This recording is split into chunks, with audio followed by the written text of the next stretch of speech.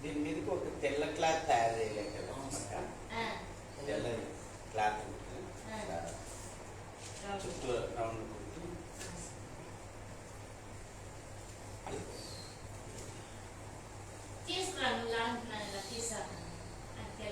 మన ఇంట్లో ఏం తుంటలేదా ఏం దీంట్లో ఉంది ఒకటి క్లాత్ అయినా అయితే ఒక వారం కట్ చేసి తయారు చేయాలి.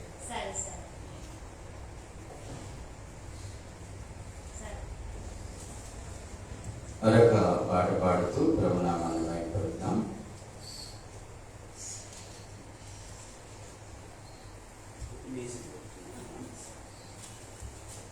మహిమ ఘనతకు అర్హుడవు నీవే మా దైవము. మహిమ ఘనతకు అర్హుడవు నీవే మా దైవము. సృష్టికర్త మూర్తిదాత సృష్టికర్త ముక్తిదాత మా స్తుతులకు పాత్రుడా. ఆరాధన నీకే, ఆరాధన నీకే. అందరూ చేద్దాం. ఆరాధన నీకే, ఆరాధన నీకే, ఆరాధన స్తుతి ఆరాధన, ఆరాధన నీకే,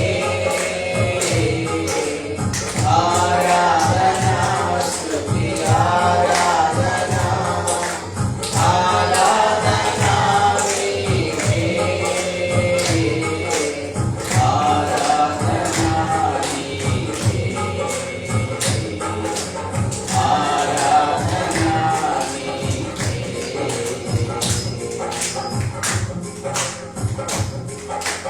మన్నాను కురిపించినావు, కన్నంటి నీకిచ్చినావు. మన్నాను కురిపించినావు, కన్నంటి నీకిచ్చినావు. యెహోవా నీవే చూచుకొనును, యెహోవా నీవే చూచుకొనును, సర్వము సమకూర్చును. ఆరాధన నీకే, ఆరాధన నీకే, ఆరాధన నీకే, ఆరాధన నీకే. వ్యాధులను తొలగించినావు, మృతులను మరి లేపినావు. వ్యాధులను తొలగించినావు, మృతులను మరి లేపినావు. యెహోవా రాఫా స్వస్థపరచును, యెహోవా రాఫా స్వస్థపరచును, నన్ను స్వస్థపరచును. ఆరాధన నీకే, ఆరాధన నీకే, ఆరాధన నీకే, ఆరాధన నీకే,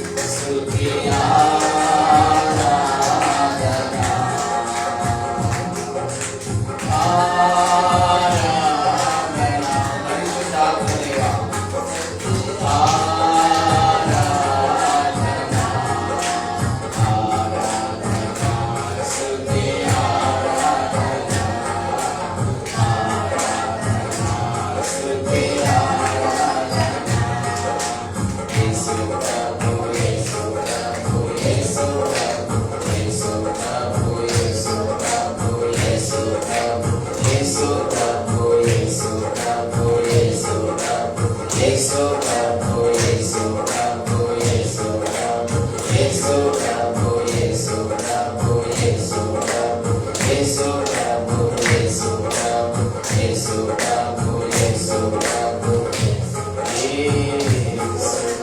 ప్రభు స్తోత్రం స్తోత్రం స్తోత్రం స్తోత్రం స్తోత్రం స్తోత్రం ప్రతి ఒక్కరు స్తోత్రం చెప్తాం. స్తోత్రం స్తోత్రం స్తోత్రం స్తోత్రం నాయన తండ్రి, ఇంతవరకు నిన్ను స్తుతించడానికి నిన్ను ఆరాధించడానికి మాకు ఇచ్చిన ఈ మంచి సమయాన్ని బట్టి స్తోత్రములు. ఉదయ కాలంలోనే నీ సన్నిధి చేరి నిన్ను స్తుతించి నిన్ను ఆరాధించి అయ్యా మరలా మా పనులు చూసుకోవడానికి మీరు కృప చూపిన విధానం బట్టి నీకు స్తోత్రములు చెల్లిస్తున్నాను నాయన తండ్రి. మరి ఈ సమయంలో మా స్తుతి ఆరాధన మా ప్రాణాత్మ దేహములు నీకు అప్పగించుకొనుచున్నాము నాయన. మరి ఈ ఆరాధన కూడికనంతటినీ మీ అధ్యక్షతను జరిగించండి. వాక్య పక్షాన నీ దాసుడు నిలవబడినప్పుడు నీ ఏడంతల ఆత్మశక్తితో నింపి మీరే మాట్లాడి మహిమ పొందమని ప్రార్థిస్తున్నాను. అన్ని విషయములలోనైనా మీరు తోడైంది నడిపించండి. స్తుతించుటలో ఆరాధించుటలో నీ శరీరంలో నీ రక్తంలో పాలు పంచుకున్నటలో మీరు మాకు తోడైంది. మమ్మల్ని అందరినీ పవిత్రులుగా చేసి పరలోక రాజ్య నివాసులుగా చేయండి. ఈరోజు మాతో మాట్లాడండి. మీరు మాతో మాట్లాడితేనైనా మేము జీవిస్తాము, ఫలిస్తాము తండ్రి. మీరు మాతో మాట్లాడి మహిమ పొందమని యేసు ప్రభు నామంలో అడిగి వేడుకొని పొంది ఉన్నాము తండ్రి. మరి ఈ సమయంలో కొద్ది నిమిషాలు దేవుని యొక్క వాక్యాన్ని మనం ధ్యానం చేద్దాం. మరి దేవుడు ఇమ్మానుయేలును మనకు దేవుని సేవలో వాడబడడానికి ఏ విధంగా జతపరిచాడో అలాగే మహేష్ను కూడా దేవుడు మనకు జతపరిచాడు. మహేష్ కూడా ఇష్టపడ్డాడు. నేను దేవుని సన్నిధిలో ప్రార్థించాను, ప్రభా మరి తేలుపురి సంఘానికి రాజన్న రావడం లేదు, ఆయన ఉద్దేశం ఏంటో మనకు తెలియదు. మరి డ్యూటీ నిమిత్తం నేను రాలేకపోతున్నానని మాకు తెలియజేశాడు. మరి సంఘంలో నాకు మరొకరిని సహాయకునిగా లేవనెత్తు, ఏ విధంగా ఇమ్మానుయేలును లేవనెత్తినావో మరొకరిని కూడా లేవనెత్తని ప్రార్థించినప్పుడు ఉదయకాల సమయంలో దేవుడు నాకు గుర్తు చేశాడు. పోయిన ఆదివారం గుర్తు చేసినప్పుడు నేను ఫోన్ చేశాను మహేష్ నువ్వు ప్రతి ఆదివారం 8 నుంచి 10 వరకు ఇక్కడ ఆరాధన జరుపుకొని మరలా రాయపాల్లో ఉన్న తెలుగు బాప్టిస్ట్ సంఘానికి నువ్వు వెళ్ళొచ్చు. ఆ విధంగా నువ్వు పరిచర్య నేర్చుకుంటావు, దేవుని వాక్యం నేర్చుకుంటావు, దేవుని యొక్క ఆత్మను ధరించుకొని సేవ చేయడానికి కూడా నీకు వీలవుతుంది. కాబట్టి ఈ 2 సంఘాల్లో ఇమ్మానుయేలు నువ్వు నేను ఈ 3 సంఘాల్లో కూడా వాడబడవచ్చు. దేవుని సేవ చేయడానికి నువ్వు కూడా సిద్ధపడని చెప్పినప్పుడు ఖచ్చితంగా వస్తాను సార్, నాకు అంతకంటే భాగ్యం ఏముందని మన మధ్యకి ఈరోజు వచ్చాడు. అందుని బట్టి నీకు దేవునికి స్తోత్రములు. హల్లెలూయా. యేసు నామమునకే మహిమ కలుగును గాక. అయితే మీరు ఈ దినం నుంచి మహేష్ కొరకు ప్రార్థన చేయాలి.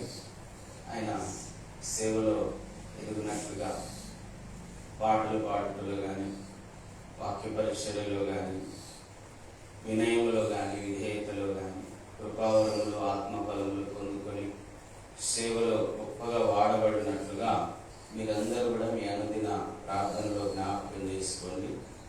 నేను కూడా ప్రార్థన చేస్తూ ఉన్నాను. మరి మహేష్ వరకు మీరు ఈ దినం నుంచి ప్రార్థన చేయండి. అలాగే మన తేలపురి గ్రామ ప్రజలందరూ ఏ ఒక్కరూ నశించి నరకాగ్నిలో పడకుండా రక్షించబడినట్లుగా ప్రతిరోజు మీరు ప్రార్థన చేయండి. మరి మహేష్ కొరకు కూడా ప్రార్థన చేయండి. అలాగే నా కొరకు కూడా మీరందరూ కూడా ప్రార్థన చేయండి. ప్రాముఖ్యంగా మరి నేను మొట్టమొదటిగా 2010లో ఒక బైక్ కొన్నాను. ఆ బైక్ కొన్న మొట్టమొదటిసారి తేలుపురి గ్రామానికి నేను రావడం జరిగింది. ఆ బైకే ఇప్పటి వరకు పని జరిగింది. ఇప్పటి వరకు కూడా అది పని జరుగుతూనే ఉంది. అయితే 3 రోజుల కిందట బండి ఆగిపోతే మెకానిక్ షెడ్లో ఇచ్చాను. బోర్కు వచ్చిందని వాళ్ళు రిపేర్ చేస్తూ ఉన్నారు. ఆ బండికి 4,000 రూపాయలు కట్టి తీసుకోవాలి బండి. మీరందరూ కూడా ప్రార్థించండి, ప్రభు నాకు సహాయం చేయలాగున. సేవా పరిచర్యలో ఎన్నో కష్టాలు, ఎన్నో ఇబ్బందులు, ఎన్నో శ్రమలు ఉన్నాయి. అయితే వాటన్నిటినీ అధిగమించడానికి ప్రభువే నాకు శక్తినిస్తున్నాడు. వాటన్నిటిని జయించి సేవలో ముందుకెళ్ళడానికి ప్రభు సహాయం చేస్తూ ఉన్నాడు. ఆ విషయం కూడా మీరు ప్రార్థించవలసిందిగా నేను కోరుతున్నాను. మరి ఈ సమయంలో దేవుని యొక్క వాక్యాన్ని మనం ధ్యానం చేద్దాం. ప్రభునందు ప్రియులారా, దేవుడు నాకు ఒక దర్శనం ఇచ్చాడు. నువ్వు ఈ వాక్యాన్ని బోధించాలి అని. నెరవాడ గ్రామంలో యేసయ్య స్వస్థతశాల అనేటువంటి ఆ యొక్క ప్రార్థనా మందిరంలో సేవకుల సదస్సు జరుగుతుంటే నేను అక్కడికి వెళ్ళాను. వెళ్ళినప్పుడు సేవకుడు 12 అయినా రాలేదు. మేమేమో అక్కడే కూర్చొని ఉన్నాం. ఆ టైంలో దేవుడు నాతో మాట్లాడి దర్శనం ఇచ్చాడు. వెంటనే రాసుకోమన్నాడు. ఒక బుక్ తీసుకొని రాయడం మొదలుపెట్టాను. అలా రాసినప్పుడు దేవుడు ఇచ్చినటువంటి దర్శనమే యేసుక్రీస్తు యొక్క శిలువ యాగము ద్వారా మానవునికి కలిగిన ఆశీర్వాదాలు ఆయన చెప్పాడు. యేసుక్రీస్తు ప్రభువారు శిలువలో మరణించాడు. మనందరికీ తెలుసు, మనం నమ్ముతున్నాం, విశ్వసిస్తున్నాం. ఆయన శిలువలో మన పాప శిక్షను భరించాడు. మీ అందరికీ కూడా తెలుసు, మనం చెప్పుకున్నాం చాలాసార్లు వాక్యంలో, లేఖనాల ద్వారా. అంటే మన పాప శిక్షనంతా కూడా తన మీద వేసుకొని తానే శిక్షను భరించి ఇప్పుడు తన యుద్ధకు వచ్చే వారికి ఏ శిక్షావిధి లేకుండా చేస్తున్నాడు. అసలు ఏ శిక్ష లేకుండా చేస్తున్నాడు. ఏ శిక్షావిధి లేకుండా చేస్తుంది. ఆ శిలువలో మీ అందరికి తెలుసు, మన చేతులతో చేసిన పాపానికి ఆయన చేతుల్లో మేకులు కొట్టబడ్డాయి. మన కాళ్ళతో తిరిగిన చెడు తిరుగులకు ఆయన కాళ్ళలో మేకులు కొట్టబడ్డాయి. మన హృదయంలో చేసిన పాపమునకు ఆయన పక్కలో బల్లెపోటు పొడవబడింది. మన తలలో చేసిన దురాలోచనలకు ఆయన తలలో ముళ్ళ కిరీటం ఎత్తబడింది. వింటున్నారమ్మా? వినాలి, బాగా వినాలి. ముళ్ళ కిరీటం ఎత్తబడింది. మన శరీరంతో చేసిన పాపాలకు ఆయన శరీరం అంతా కూడా 39 కొరడా దెబ్బలు, రక్త సారకల వలె దున్నబడింది. సిలువలో ఆయన ఆకాశానికి భూమికి మధ్యన, దేవునికి మనుషులకు మధ్యవర్తిగా ఆ సిలువ శిక్షను, పాప శిక్షను, శాప శిక్షను ఆయన సిలువలో భరించాడు. నలగొట్టబడ్డాడు. రక్తపు చివరి బొట్టు వరకు కార్చాడు. వేదన పడ్డాడు, యాతన పడ్డాడు, బాధ నొందాడు, శ్రమ నొందాడు, దప్పిక కొన్నాడు, కేకలు వేశాడు. ఎండలో ఆ పచ్చి చర్మం మీద ఎండ సూర్యరశ్మి పడుతూ ఉంటే ఆయన ఎంతో యాతన పడ్డాడు, వేదన పడ్డాడు. ప్రభునందు ప్రియులారా, సిలువలో ఆయన మన పాపముల నిమిత్తము శిక్షను భరించి మనకు అనేకమైన ఆశీర్వాదాలు ఇచ్చాడు, అనేకమైన దీవెనలు ఇచ్చాడు.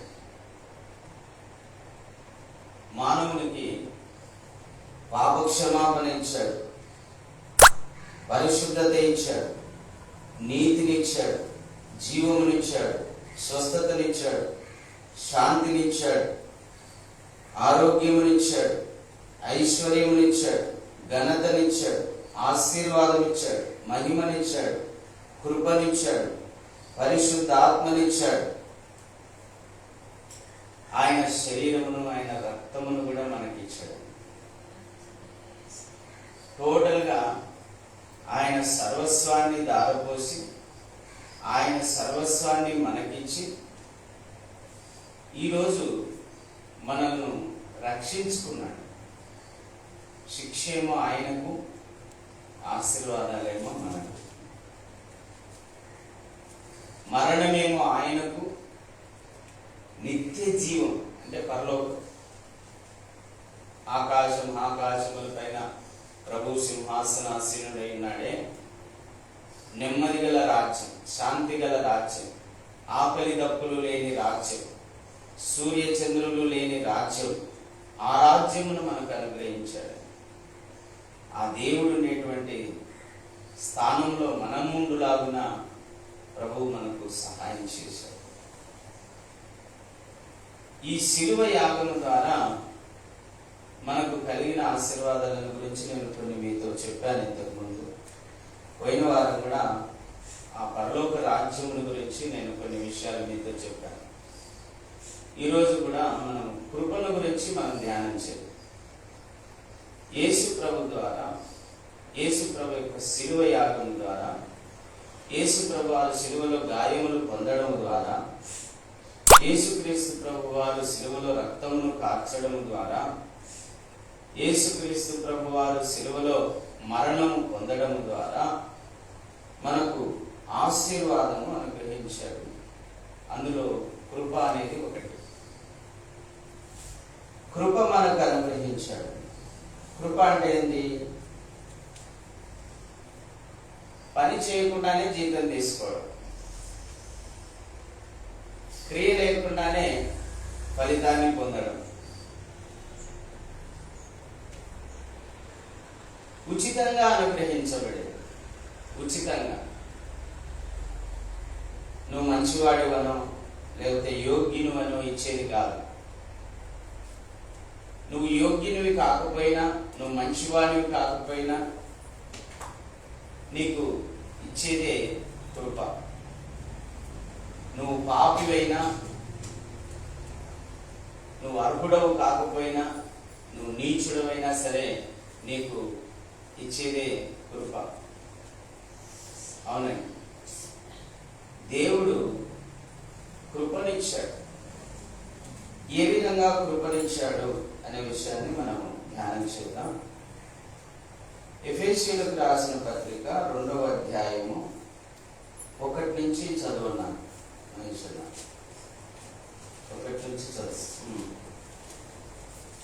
మీ అపరాధముల చేతను, పాపముల చేతను మీరు చచ్చిన వారై ఉండగా ఆయన మిమ్మల్ని క్రీస్తుతో కూడా బ్రతికించెను. మీరు అపరాధముల చేతను, పాపముల చేతను చచ్చిన వారై ఉండగా ఆయన మిమ్మల్ని క్రీస్తుతో కూడా బ్రతికించెను. ఇది కృప. మనం అందరము పాపము చేత, అపరాధముల చేత, మా ఇంటున్న అభిషేకమా కళ్ళు తెరిసా, ఇక్కడ చూడు, నాకేళ్ళు చూడు, అమ్మా అభిషేకమా ఇక్కడ చూడు, నాకేళ్ళు చూడు. మీ అపరాధముల చేతను, పాపముల చేతను మీరు చచ్చిన వారై ఉండగా ఆయన మిమ్మల్ని క్రీస్తుతో కూడా బ్రతికించెను. క్రీస్తు ఏ విధంగా సమాధిలో పెట్టబడి తిరిగి లేచాడో అలాగే మనల్ని కూడా ప్రభువు బ్రతికించాడు. తిరిగి లేపుతానని వాగ్దానం కూడా చేశాడు. నేను ఏ విధంగా సమాధిని జయించి తిరిగి లేచి పరలోకానికి ఎక్కి వెళ్ళానో, నా యందు విశ్వాసం ఉంచిన వారు కూడా అలాగనే సమాధిని జయించి తిరిగి లేచి పరలోకానికి ఎక్కి వెళ్తారు.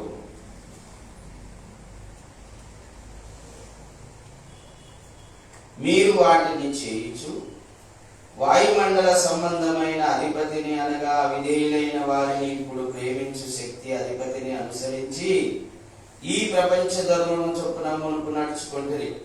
మనం ఎలా నడుచుకున్నాము? ఒకప్పుడు ఈ ప్రపంచ ధర్మము చొప్పున అంధకార శక్తులతో సహవాసం కలిగి అంధకార శక్తులతో సహవాసం చేస్తూ ఆ అంధకార సంబంధమైన అధిపతి చెప్పినట్లుగా నడుచుకున్నాము. అప్పుడు చూడండి, మన శరీరాశలను అనుసరించి మునుపు ప్రవర్తించుచు కడమ వారి వలనే స్వభావ సిద్ధముగా దైవోగ్రతకు పాత్రలమైంటివి. ఎఫెసీ తీసుకున్నామా? కొత్త నిబంధనలో ఉంటుంది. కొత్త నిబంధన ఎఫెసీలకు రాసిన పత్రిక 2వ అధ్యాయం పేజ్ నంబర్ 173 కొత్త నిబంధనలో చూడండి.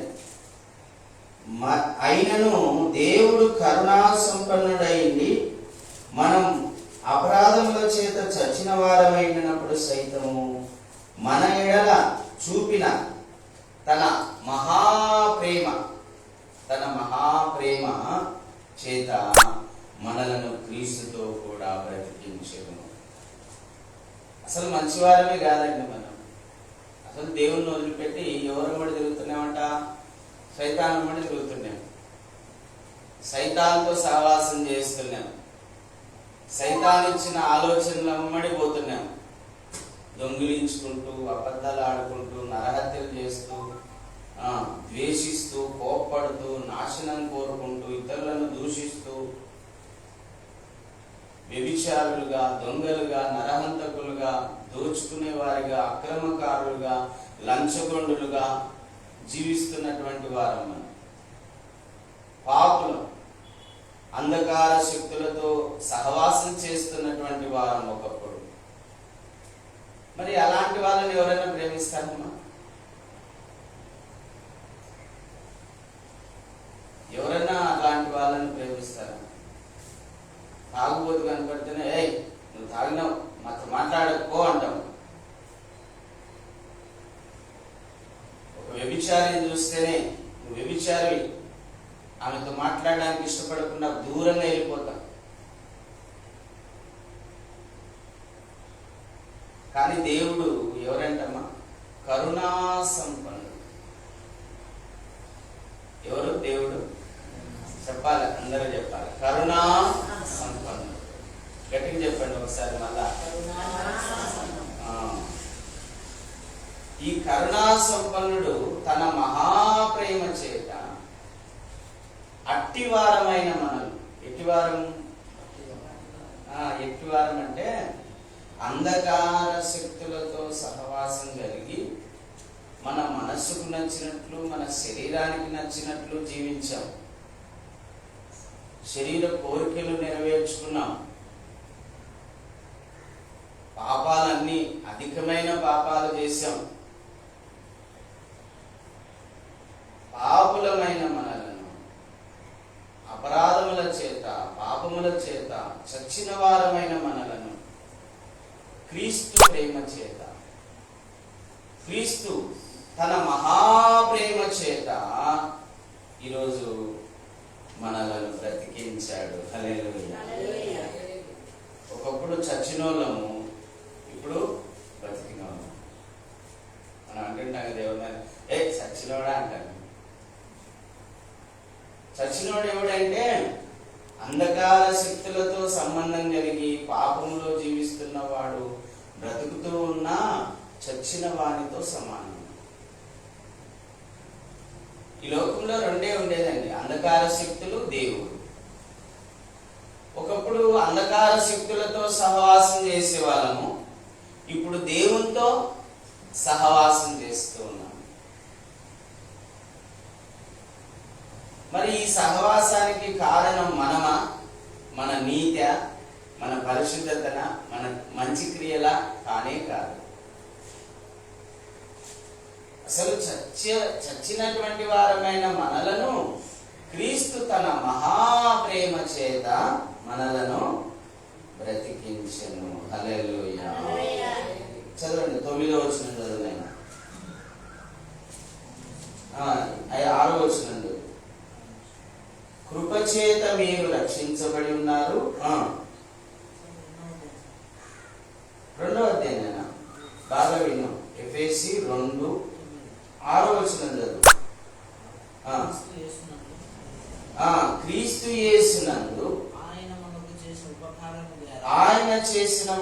ఆయన మనకు చేసిన ఉపకారం ద్వారా అత్యధికమైన తన కృపా మహదైశ్వర్యమును రాబో యుగములలో కనపరచు నిమిత్తము క్రీస్తు యేసునందు మనలను ఆయనతో కూడా లేపి చదువు పరలోకమును ఆయనతో కూడా కూర్చుండబెట్టెను.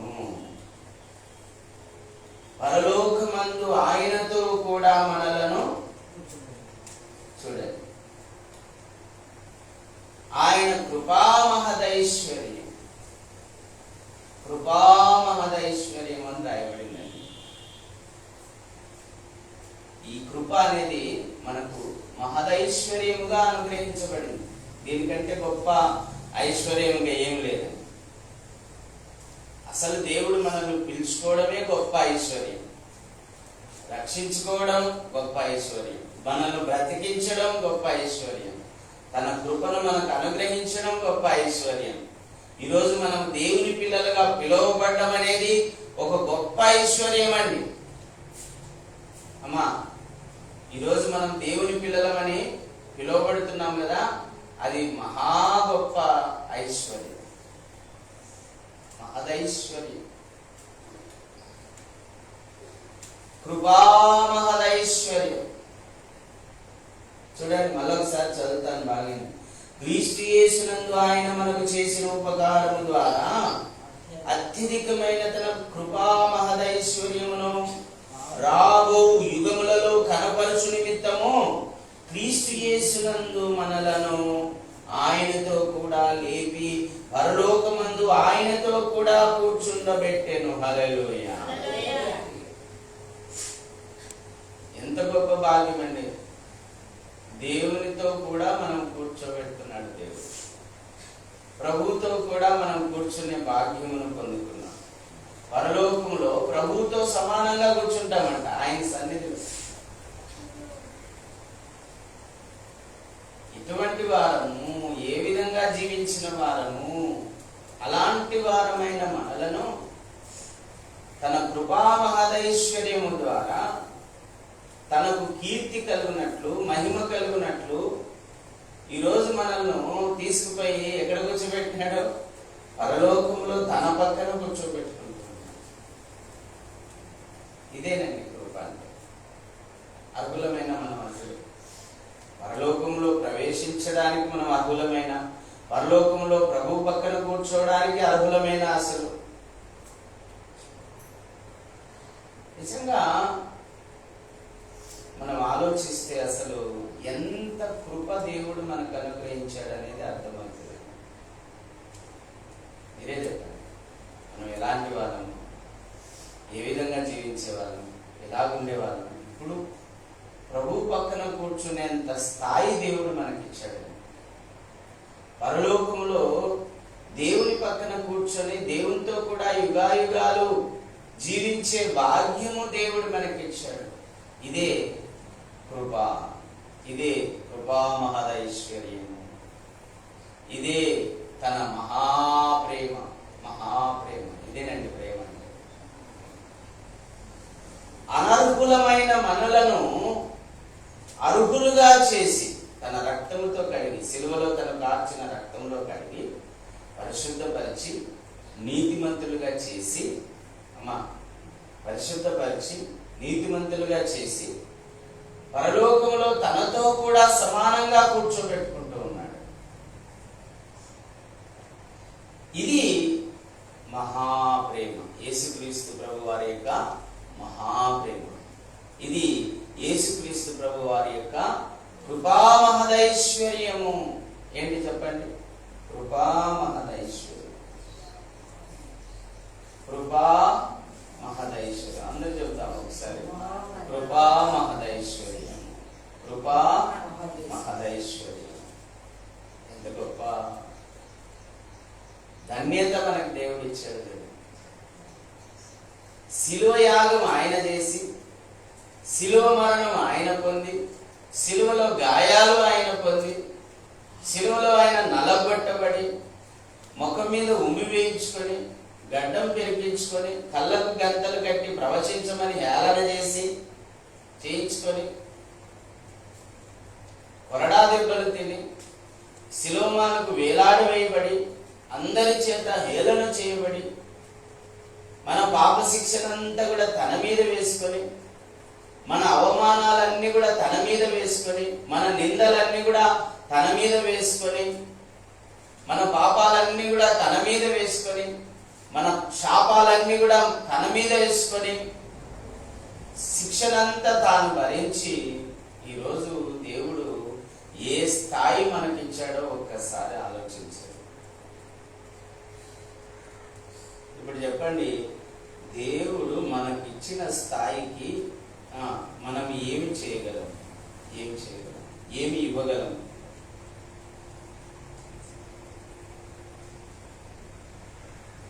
ఇప్పుడు ఉదాహరణ కూడా చెప్తాను. గొర్రెల కాపరిగా ఉన్న దావీదును తీసుకుపోయి సింహాసనం మీద కూర్చోబెట్టాడు. వింటున్నారా? అది దేవుని కృపనా కాదా? గొర్రెల కాపరి అర్హుడామా సింహాసనం మీద కూర్చోనికి? అదే కృప అంటే.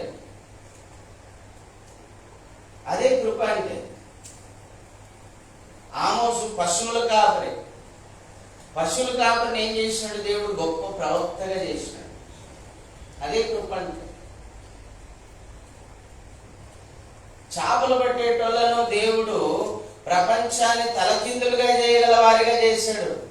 అదే కృప అంటే. పేతురు, యోహాను, యాకోబు, వీళ్ళందరూ ఎవరున్నా చెప్పాలి. ఎవరు ఏం చేసేటోళ్ళు చెప్పండి, మీకు తెలుసు కదా. వింటున్నారా లేదా? మురికి తీసుకుంటారా? మరి చెప్పండి, ఎవరు? చేపలు పట్టేటోళ్ళు కదా వాళ్ళు. చేపలు పట్టేటోళ్ళని దేవుడు ఏం చేసినాడు? గొప్ప శక్తివంతులుగా చేసినాడు. దయ్యాలు ఎలబడుతున్నారు, రోగులను స్వస్థపరుస్తున్నారు, చనిపోయిన వాళ్ళను లేపుతున్నారు, సువార్త ప్రకటిస్తున్నారు, వేల మందిని ప్రభు మార్గంలోకి నడిపిస్తున్నారు. ఎక్కడి నుంచి వచ్చింది ఆ శక్తి? కృప. అర్హుల వాళ్ళేమన్నా?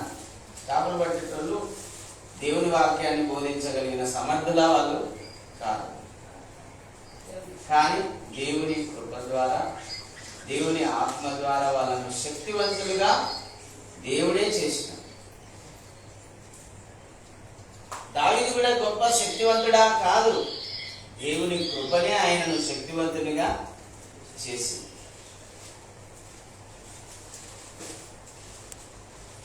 ఈ చేపలు పట్టే జాలర్లను కూడా ప్రపంచాన్ని తలకిందులుగా మార్చగలిగిన 12 మంది అపోస్తలులుగా చేయగలిగింది అంటే అది దేవుని కృప, ఆయన శక్తి.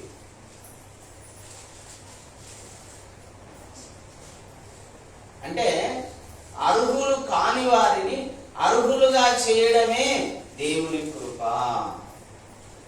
అసలు మనం పరలోకంలో ప్రవేశించడానికి ఎంత మాత్రం అర్హత లేదండి. మనమే అంటుంటాం కదా, ఒకప్పుడు ప్రభుని నమ్ముకుంది, దేవుని దగ్గరికి పోవాలంటే ఏమి మాటలా, మనలాంటి వాళ్ళ పోతారా అనుకునేవాళ్ళం. కానీ నీచులమైన, పాపులమైన, వ్యర్థులమైన, వ్యభిచారులమైన, దొంగలమైన, అబద్ధికులమైన, నరహంతకులమైన, దూషకులము, హింసకులమైన మనలను దేవుడు ఆ శిలువలో కార్చిన రక్తము ద్వారా కడిగి పరిశుద్ధపరిచి నీతిమంతులుగా తీర్చి ఈరోజు మనకు ఉచితంగా కృపచేత తన కృపా మహదైశ్వర్యము చేత ఈరోజు పరలోక రాజ్యము మనకు అనుగ్రహించాడు. చప్పట్లు కొట్టి దేవుని ఏమనుగ్రహించాడు? చెప్పండి, వెంటనే చెప్పాలి. ఏమనుగ్రహించాడు ప్రభు మనకు? ఇంచుకోట్లేదు, నాకు తెలుసు, ఇప్పుడే చెప్తున్నా కదా. ఏమనుగ్రహించాడు? కృప ఒకటి. ఆ కృప ద్వారా ఏమనుగ్రహించాడు? అమ్మ బాగుంటుంది, మీరు వెళ్ళాడన్నా ఏమనుకుంటానో అనుకోండి, తెలిసినే చెప్పండి. కృప ద్వారా మనకు ఏమనుగ్రహించాడు? పరలోక రాజ్యము. పరలోక రాజ్యములో ఎవరుంటారు? దేవుడు సింహాసనాసీనుడైతే కోటాను కోట్ల దేవదూతలు ఆయనను స్తుతిస్తూ ఉంటారు. అక్కడ ఆకలి ఉండదు, దప్పిక ఉండదు, కేకలు ఉండవు, కలతలుండవు, కన్నీరు ఉండవు, సూర్యుడు ఉండడు, చంద్రుడు ఉండడు. అలాంటి రాజ్యము మనకు దేవుడు అనుగ్రహిస్తూ ఉన్నాడు. హల్లెలూయా. ఇక్కడ లెక్క అక్కడ బాధలు ఉండవు లేదు మనకు. ఇక్కడ పొద్దున్న లేచిన నుంచి ఉరుకులాట కదా. కానీ అక్కడైతే మనకు నెమ్మది ఉంది, అక్కడ మనకు విశ్రాంతి ఉంది, అక్కడ మనకు ఆనందం ఉంది. ఎటువంటి ఆనందం అంటే చెప్పసఖ్యముగా మహిమాయుక్తమైన ఆనందం ఉంది. మామూలు ఆనందం కాదు, చెప్పసఖ్యముగా. ఎటువంటి ఆనందం చెప్పండి? చెప్పగలగాలి. చెప్పండి, ఎటువంటి ఆనందం ఉంటుంది పరలోకంలో? చెప్పనసఖ్యముగా ఆనందం, మహిమాయుక్తమైన ఆనందం. చెప్పనసఖ్యముగా మహిమాయుక్తమైన ఆనందం. ఆనందం పరలోకంలో ఉంది. కొద్ది రోజులే మనం ఈ శ్రమలు, ఈ కష్టాలు, ఈ బాధలు, ఈ దిగులు, చింతలు కొద్ది రోజులే. కొద్ది రోజులు ఉంటే మనకి ఇవన్నీ పడిపోతాయి. పరలోకంలో నెమ్మది పొందుతాం. నిజంగా ప్రభు మీద ఆనుకున్నోనికి భూమి మీద జీవిస్తున్నప్పుడు కూడా పరలోకపు ఆనందాన్ని అనుభవిస్తాడని. దిగులు చింత ఉండదు, దిగులు చింత ఉండదు. దేనికైనా సిద్ధంగా ఉంటాం. సడన్ గా బండి ఆగిపోయింది, ఇంకా స్టార్ట్ కావడంలా, నేనేం దిగులు పడలే.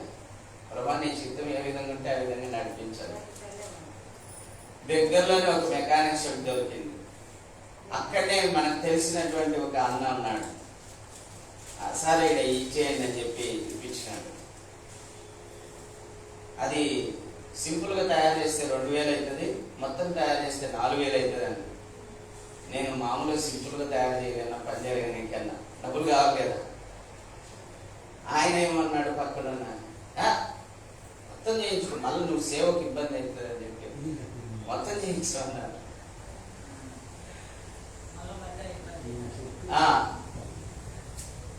ఆఫ్ బోర్ చేసేద్దామని. అంతే, మనం దిగులు పడకూడదు. ఎవరో కొన్ని దేవుడు నడిపిస్తుంటాడు, సహాయం చేసేలా కూడా చేస్తాడు. ఆ టయానికి ఆ డబ్బులు వచ్చేలా కూడా చేస్తాడు ఎవరో ఒకరి ద్వారా. దిగులు చెందకూడదు. అన్నిటికీ ప్రభా నీకు స్తోత్రం అంటున్నారా? ప్రభా నీ చిత్తమే సిద్ధించునుగాక అంటున్నారు. నీ చిత్తం ఏ విధంగా ఉంటే ఆ విధంగా నడిపించిన ఆయన. అన్నిటికీ మేము సిద్ధమే, శ్రమ పొందడానికి సిద్ధమే, కష్టపడడానికి సిద్ధమే, ఏడవడానికి సిద్ధమే, సంతోషించడానికి సిద్ధమే, ఆనందించడానికి సిద్ధమే, అన్నిటికీ సిద్ధం. సిద్ధం అండి, సిద్ధం, సిద్ధపాటు, సిద్ధపాటు.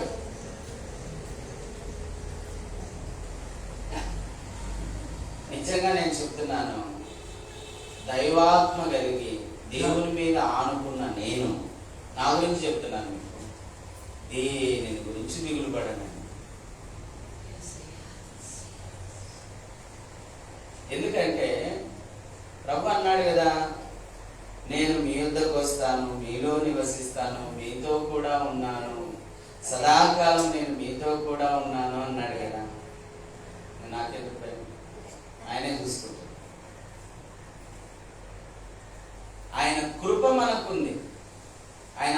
ఆశీర్వాదం మనకుంది, ఆయన ప్రేమ మనకుంది, ఆయన దయ మన మీద ఉంది, ఆయన కనుచూపు మన మీద ఉంది, ఆయన మనకు తోడుగా ఉన్నాడు, ఇమ్మానుయేలుగా ఉన్నాడు, తోడు అయిన దేవునిగా ఉన్నాడు. ఇంకెందుకంటే భయం?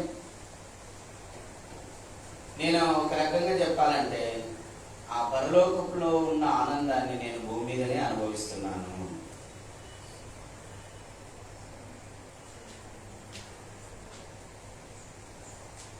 పరలోకంలో ఉన్న ఆనందాన్ని నేను భూమి మీద అనుభవిస్తున్నాను.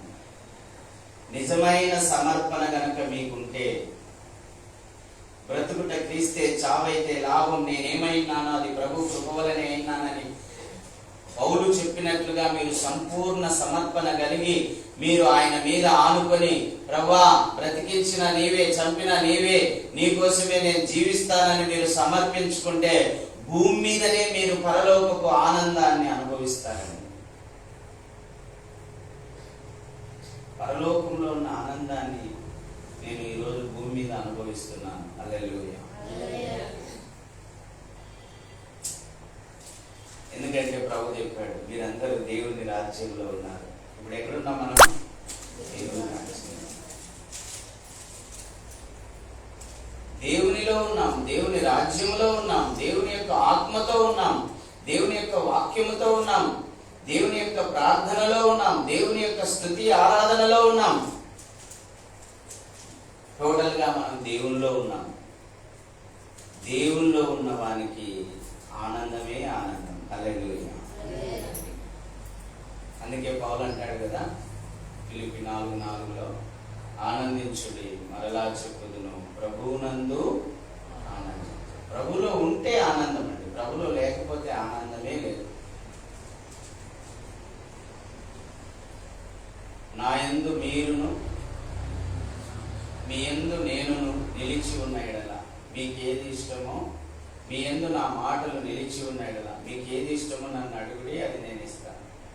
నా యందు మీరును మీ యందు నేనును నిలిచి ఉన్న ఎడల మీరు బహుగా ఫలించేది. ఒకటి ఇప్పుడు ఒకసారి ఒక క్వశ్చన్ వేస్తాం మీకు, మీరు ప్రభువులో నిలిచి ఉన్నారా? సారాయిలో ఉన్నారా? బీడీల్లో ఉన్నారా? లోకంలో ఉన్నారా? వ్యభిచారంలో ఉన్నారా? అబద్ధంలో ఉన్నారా? మోసంలో ఉన్నారా? లోకంలో ఉన్నారా? పాపంలో ఉన్నారా? యేసయ్యలో ఉన్నారా? ఇది మనం ఆలోచించాల్సిన విషయం. లేదా రాజకీయంలో ఉన్నారా? లోకరీతిగా.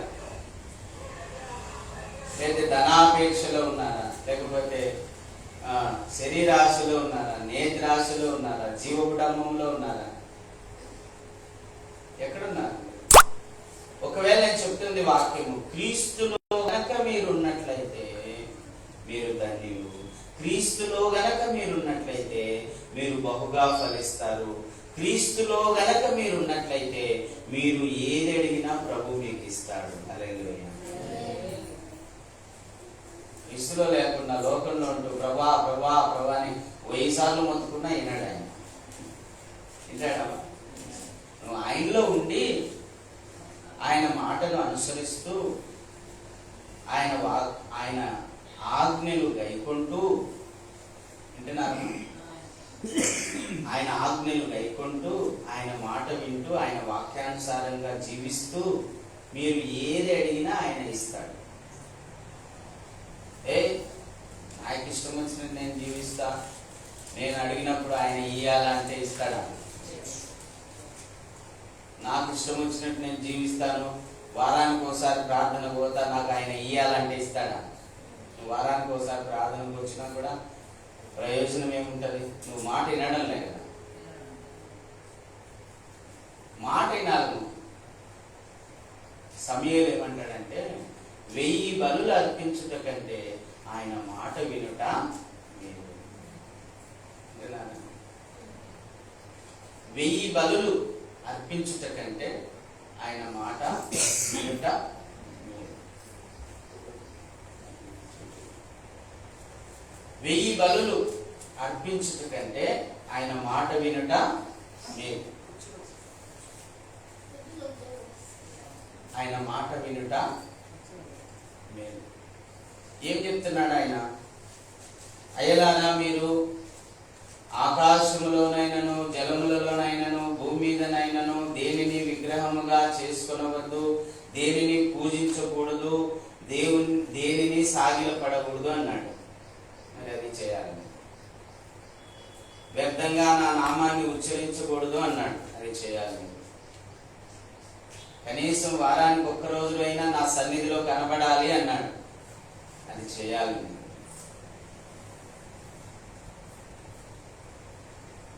వ్యభిచరించకూడదు అన్నాడు.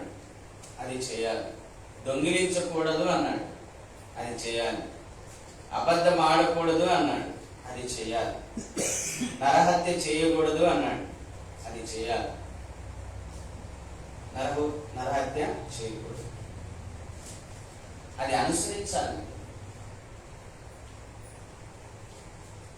నరహత్య చేయకూడదు. అబద్ధ సాక్ష్యాలు పలకకూడదు. తల్లిని తండ్రిని సన్మానించాలి. నిన్ను వలె నీ పొరుగు వారిని ప్రేమించాలి. నీ దేవుడైన ప్రభువును పూర్ణ హృదయంతో, పూర్ణ ఆత్మతో, పూర్ణ వివేకముతో, పూర్ణ శక్తితో ఆరాధించాలి. పూర్ణం అంటే ఇప్పుడు ఉదాహరణ చెప్తాను. కొంతమంది పిల్లలు ఎంత చెప్పినా అయినారు. క్రికెట్ ఆడడానికి పోతుంటారు. క్రికెట్ అంటే వాళ్ళకు పిచ్చింగా, ఏ పని చేయరు. క్రికెట్ అని వాళ్ళు చదువుకోడు కూడా చదువుకోడు. క్రికెట్ అదొక పిచ్చి. అంటే వాడు పూర్ణ హృదయంతో క్రికెట్ను ప్రేమిస్తున్నాడు అన్నమాట. పూర్ణ శక్తితో క్రికెట్ను ప్రేమిస్తున్నాడు. ఇంకా తన మనసులో దేనికి చోట్లేదు, ఇంకా క్రికెటే. అట్లా మనం కూడా ఇంకా దేనికి చోటు లేకుండా ప్రభువుకు మాత్రమే చోటు ఉండాలి. ప్రభువును మాత్రమే ప్రేమించాలి. ప్రభు పట్ల మనం వివేకం కలిగి నడుచుకోవాలి. ప్రభు పట్ల మనము మన శక్తినంతా ఆయనకు ఉపయోగించాలి. మన శక్తినంతా ఆయన కోసం మనం ఉపయోగించాలి. మనకున్నటువంటి ధనమునంతా ఆయనకు ఉపయోగిస్తే కూడా మంచిది. వాక్యంలో రాయబడింది. బర్మబా ఆయన భార్య హాగరు ఇద్దరు కూడా వాళ్ళ ఆస్తిని అమ్మి అపోస్తుల పాదాల దగ్గర పెట్టి, అయ్యా మనం సువార్త ప్రకటించుదాం బాండి అన్నాడు. హల్లెలూయా. అంటే ఎంత ప్రేమించినారమ్మ వాళ్ళు దేవుణ్ణి? పూర్ణ హృదయంతో, పూర్ణ హృదయంతో, పూర్ణ వివేకంతో, పూర్ణ శక్తితో ఆయనను ఆరాధించడానికి వాళ్ళు సిద్ధపడ్డారు. పొలం అమ్మినారు, ఇల్లు అమ్మినారు. ఇంకా సేవకులమ్మే వెళ్ళిపోతూ ఉన్నారు ఇద్దరు భార్యభర్తలు.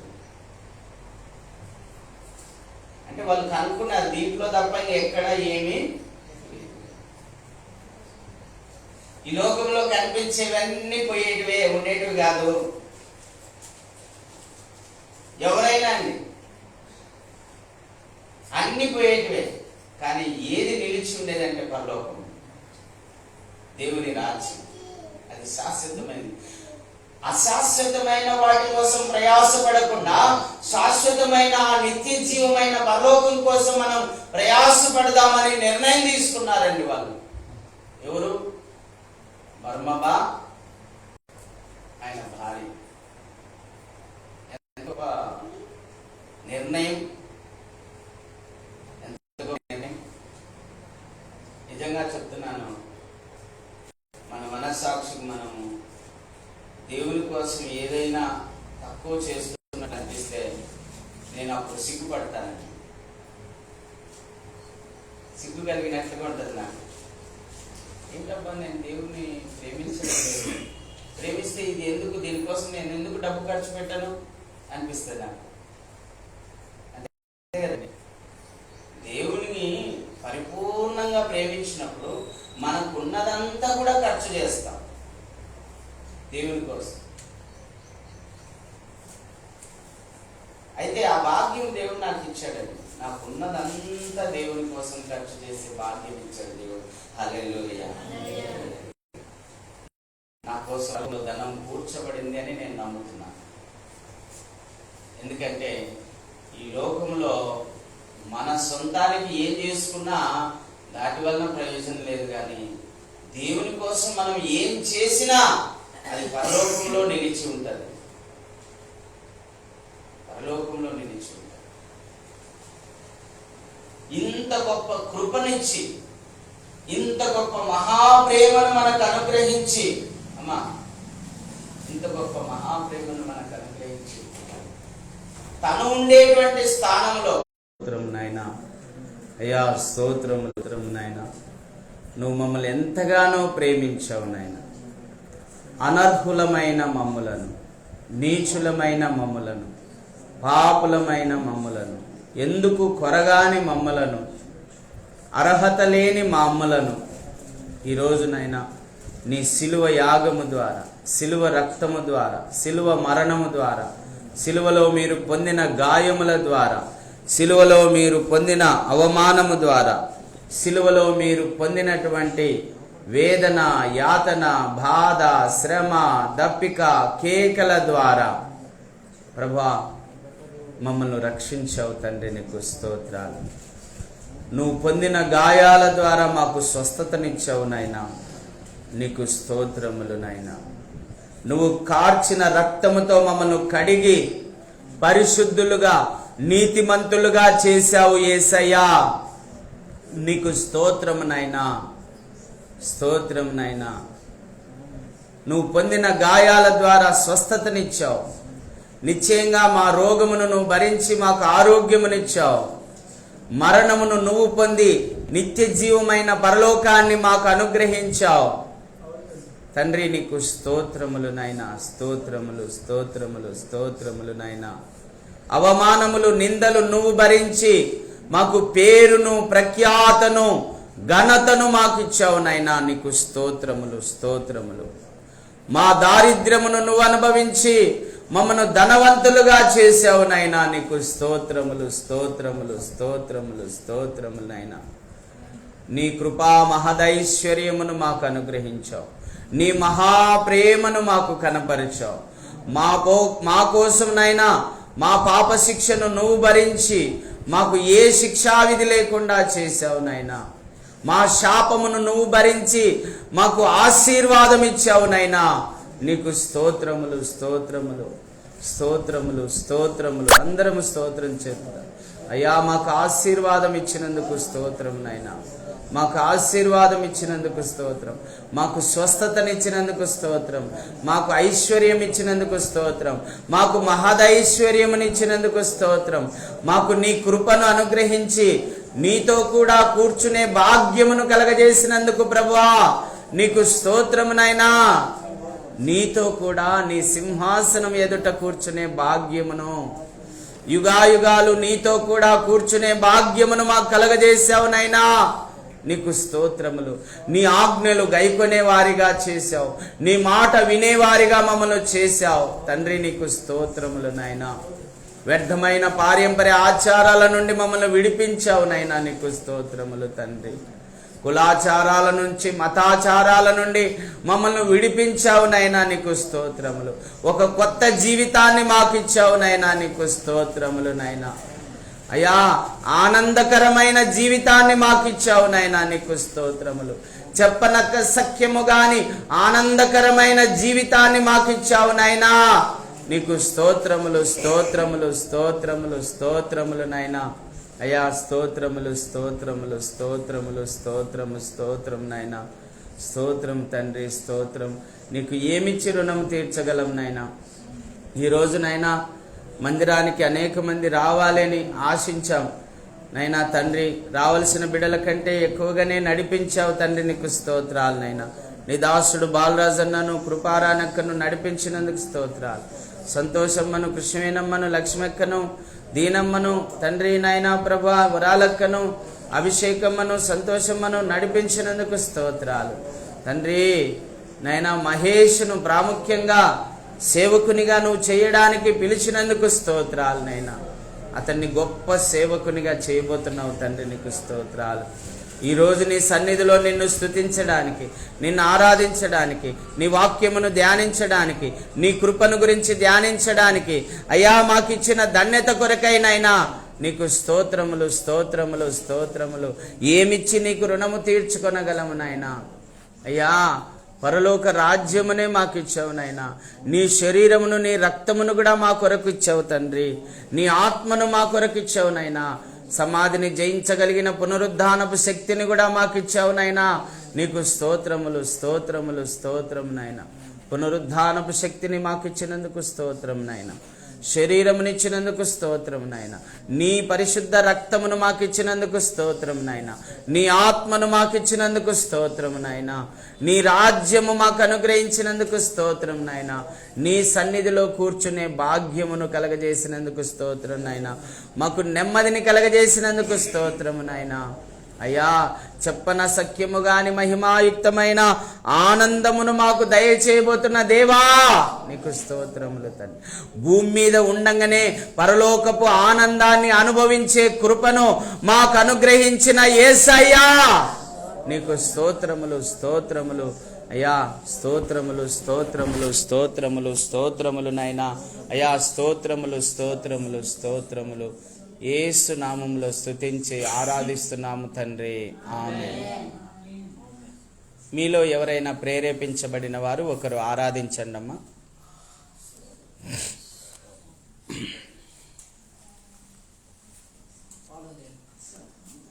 ఆరాధన.